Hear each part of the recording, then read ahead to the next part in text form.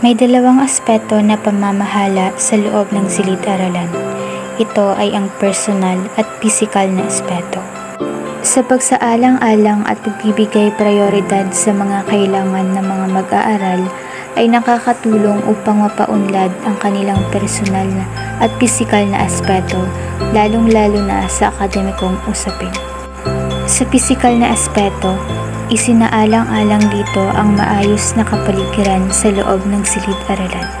Sa pamamagitan ng simpleng pagsasaayos ng mga upuan, lamesa at maaliwalas na silid ay nakakatulong upang ang bawat mag-aaral ay maging komportable.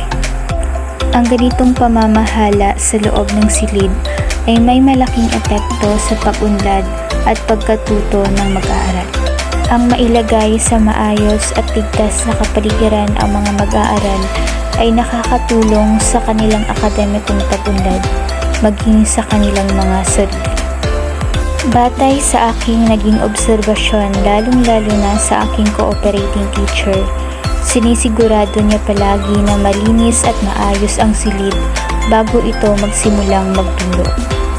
Sa kabuuan, ang pagsaalang-alang ng ganitong sitwasyon o pamamahala ay hindi kailanman masama, bagkus ay may malaking naitutulong sa mag-aaral. Responsibilidad ng isang guro na mailagay sa komportableng silid ang mga mag-aaral nang sa gayon ay maging matagumpay ang kanyang misyon at bisyon, maging ang kanyang kagustuhang may matutunan ang kanyang mga mag-aaral.